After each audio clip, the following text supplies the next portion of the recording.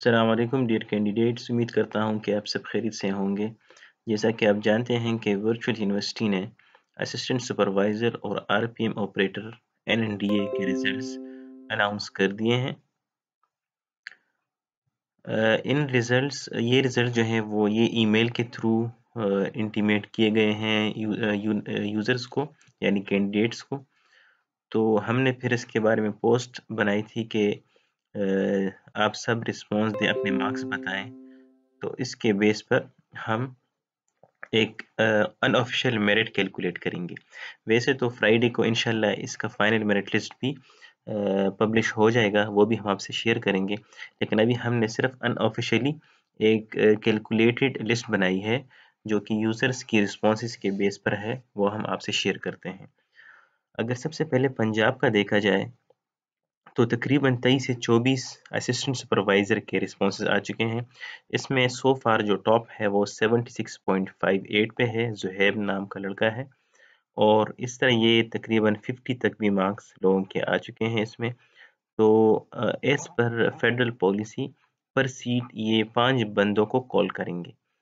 तो अगर federal policy जो अभी करंटली चल रही है उससे फॉलो करते हैं तो टॉप 5 जो होंगे पर सीट, अगर सीटें 2 हैं तो टॉप 10 इंटरव्यू के लिए कॉल होंगे। इस तरह आरपी ऑपरेटर भी यहाँ पर ये 2 जो रिस्पॉन्स है मुझे ठीक नहीं लग रहे हैं।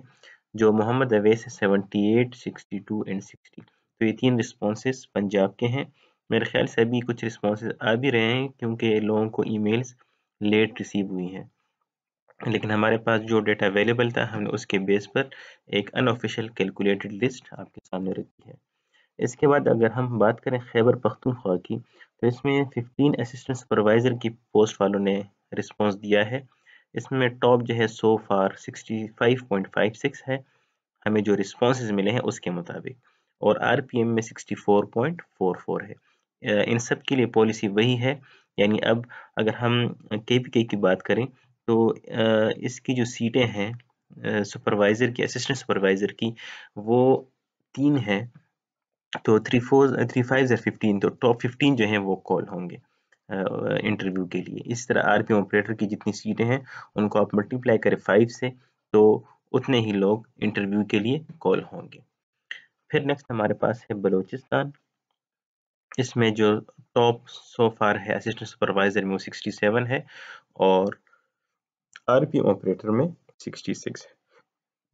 नेक्स्ट बात करते हैं सिंध अर्बन एंड रूरल। इसमें हमारे पास सिंध अर्बन में सिर्फ 3 बंदों ने रिस्पॉन्स दिया है असिस्टेंट सुपरवाइजर का। 65.56 सो फार टॉप मेरिट है और इसमें आरपीएम का किसी ने हमें रिस्पॉन्स नहीं दिया। वेयर एज सिंध रूरल में हमारे पास 58.89 वाला जो है इसने सबसे ज़्यादा मार्क्स लिए हैं इन रिस्पॉन्सेज के मुताबिक।